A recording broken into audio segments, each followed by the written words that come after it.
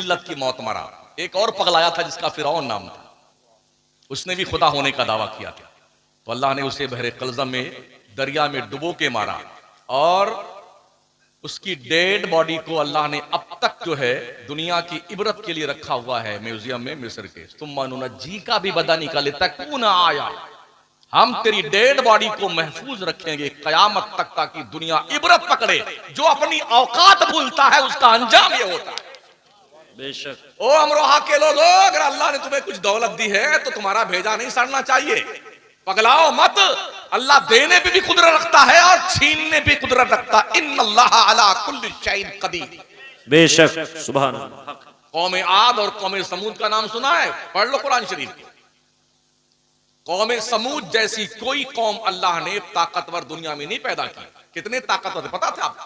वो पहाड़ में रहते थे और अपने हाथ को ऐसे पहाड़ के पत्थर में यूं घुसाते और पत्थर निकाल के बाहर करते। 2 BHK का रूम बंगला बना लेते।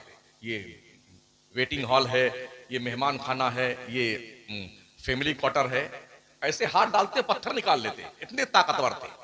वक्त के पैगंबर ने कहा अल्लाह को मानो, कहा हमको कोई जरूरत नहीं है अल्लाह की, माज़अल्लाह, हम बड़े पक्के मकान में रहते हैं, मेरा कोई कुछ नहीं बिगाड़ सकता है।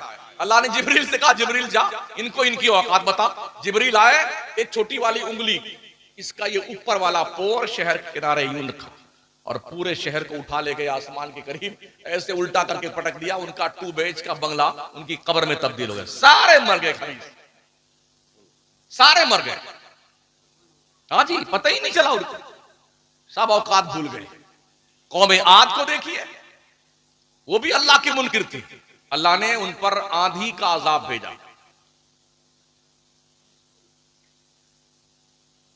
8 दिन 7 रातें इतनी तेज आंधी चली कि उनके मकान को ऐसे लड़ा दिया आंधी ने और सब उसी मकान में चकनाचूर होकर रह गए। सबा लयालिन व समानियता अय्याम हुसूमन फतरल कौम फीहा सरा कअन्नहुम आजादु नखलिन खाविया। वो ऐसे हो गए जैसे खाई हुई खेती होती है, डंठल खड़ा हुआ था, वो कसम मर गए कमबख्त। आप तो इतने मालदार नहीं होंगे, किसी के पास 100 बीघा खेती होगी, 150 होगी, 200 मान लीजिए, 2 4 5 कारें होंगी, इससे ज्यादा तो हो सकता ना। फिर काहे पगलाते, क्यों अपनी औकात भूलते हो? क्यों नहीं अपने आप को खुदाई कानून के दायरे में रखते हो? हर घर के गार्जियन की जिम्मेदारी है खुद भी नमाज पढ़े, अपनी फैमिली को भी नमाज पढ़ने का हुक्म दे।